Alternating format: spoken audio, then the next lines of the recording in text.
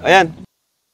Yo! It's me, I'm back again, Kalingap Super Mario guys. Hindi guwapo, pero may itsura.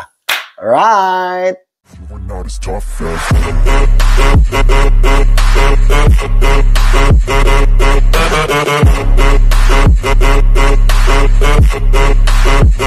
Grabe mapawaw ka na lang sa bahay kina Carla. At Super Max sobrang ginalingan ang bahay nila Carla. Magandang araw sa inyong lahat mga kalingap, sanay hindi nyo po makalimutan na mag-like sa video na ito mga kalingap.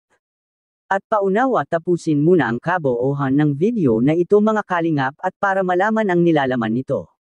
At maraming salamat po mga kalingap sa pagpatuloy na pagsuporta lalo na kay Kuya Val Santos Matubang at Kalingap Rab. Bahay nila Carla magtatapos na at mapawaw ka na lang sa bahay nila mga kalingap. Hindi maiwasang may mga mapapansin ang ating mga taga-subaybay patungkol sa ginagawang pabahay kay Carla mga kalingap. Ang unang napansin nila ay sanaan niya ay ang kwarto anya ni Carla ay palagyan sana ito ng isang CR mga kalingap na siya lang ang makakagamit nito mga kalingap.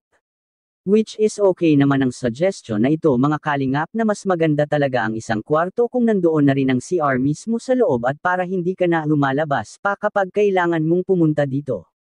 Ngunit masyado ng maraming request anya patungkol sa bahay nila Carla mga kalingap kung sakaling gagawaan pa ito ng sariling CR sa kanyang kwarto. At may ilalagay naman ang mga kalingap carpenter na CR sa loob ng bahay nila Carla at siguradong malaki at maganda rin ito mga kalingap dahil sa malaki pa ang bakante sa likod ng bahay nila Carla mga kalingap. At madagdagan na naman ang gastusin sa bahay nila Carla kung magbubukod pa siya ng sarili niyang CR mga kalingap. Napaka-okay na para kina Carla kung may isang CR lang sila dahil sa hindi naman talaga kadalasan nagagamit ang CR nila mga kalingap. Nagagawa nga nila Carla dati at kahit ngayon na sa kapitbahay lang sila nakiki-CR dahil sa walang sariling CR ang kanilang munting bahay na tinitirahan ngayon mga kalingap.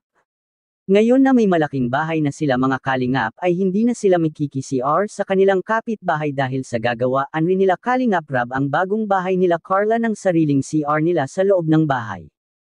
Kung si Carla lang ang ating tatanungin mga kalingap ay wala talagang problema sa kanila kung mayroong CR man o wala ang bahay nila basta't ang importante mga kalingap ay mayroon na silang isang malaking bagong bahay ngayon. Ngunit hindi naman talaga pwede ang isang bagong bahay na konkreto mga kalingap ay wala itong sariling CR. Kaya sapat na ang gagawin nila Kalingap Rab na maggawa sa mismong kusina nila Carla ang CR nila mga kalingap. At may napapansin rin ang ilan na mga ating taga-subaybay mga kalingap sa ginagawa nila Supermax sa bahay nila Carla. Napapansin ng karamihan mga kalingap na sobrang napakabilis ng paggawa ng mga kalingap carpenter sa bahay nila Carla dahil sa ngayon ay talaga namang malapit na itong matatapos mga kalingap. Masasabi kong sobra talagang ginalingan nila Supermac ang ginagawa nila mga kalingap dahil sa may kasama ang paggawa nila sa pagtulong sa mga beneficiary at may halo rin itong paglingap. Kaya wala talaga akong masasabi pa tungkol sa bahay nila Carla ngayon mga kalingap kahit hindi pa ito natatapos ng tuluyan dahil sa pagtatapos nito ay tiyak na sobrang ganda nito mga kalingap dahil sa nakahanda na ang mga gamit at mga mamahaling gamit at isa na nga dito ang chandelier na ilaw mga kalingap na ilalagay sa sala nila Carla. At ang bahay nila Carla ang pinaka first time na malakagyan ng isang chandelier mga kalingap at dahil yun sa pagmamahal ng mga supporters ni Carla mga kalingap. Ito talaga ang mararanasan sa isang Kalingap Angels kung hindi lang ito magbabago ang pag-uugali. Anong masasabi niyo po tungkol dito mga Kalingap? Please comment and God bless you all.